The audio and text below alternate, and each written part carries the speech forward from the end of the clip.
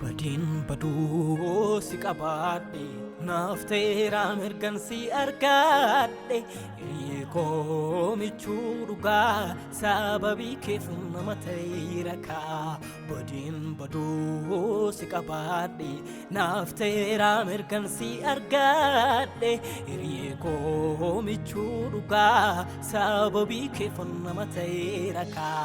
Natti Tola farfacciun maqasa ililleko galatako nangalasa utun tani sanslana mabarsa hin yarata kunisaf murasa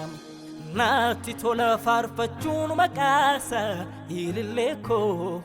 galatako nangalasa utun tani sanslana mabarsa hin yarata kunisaf murasa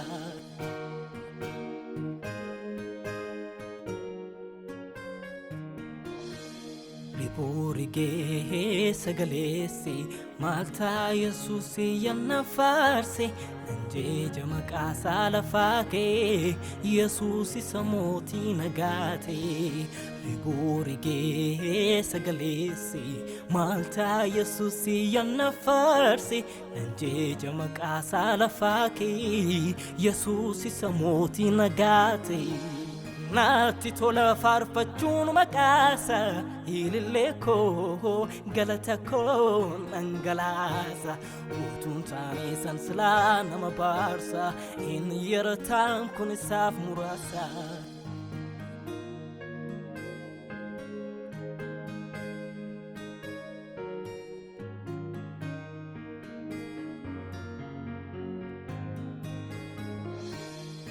Min kufum Natti Tola Jesus makaki tu jalala sinna doksi hamajala makabadi gale karaki alala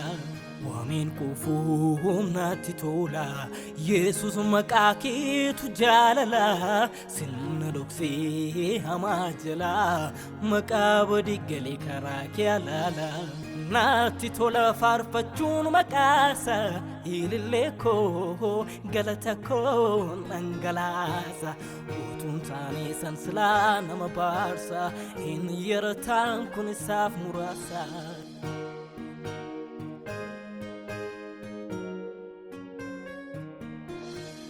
Michukoti matira hafa galato min jedake mafnatafa sinaf wayam namamiti sinwake samana malumati Michukoti matira hafa galato min jedake mafnatafa sinaf wayam namamiti sinwake samana maduati Natti Tola farfacciun maqasa ililleko galatako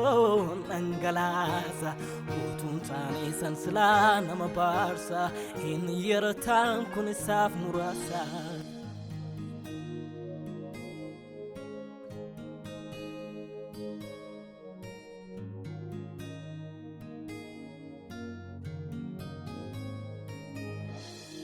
Olis bae gadis yomu hin waaqeswan sirra darbii kamu abba gaarii fisa dhugaa kan hin qabne qixxee yoomuu daangaa Olis bae gadis yomu hin waaqeswan sirra darbii kamu abba gaarii fisa dhugaa kan hin qabne qixxee yoomuu daangaa Yesus ulfaadhuka Natti Tola farfacciun maqasa ililleko galatako nangalasa utun tani sanslana mabarsa in yaratan kunisaf murasa Natti tola faarfachuun maqaasa ilillee koo galata koo dhangalaasa utuun taane san silaa nama baarsa inni yerataan kun isaaf muraasa.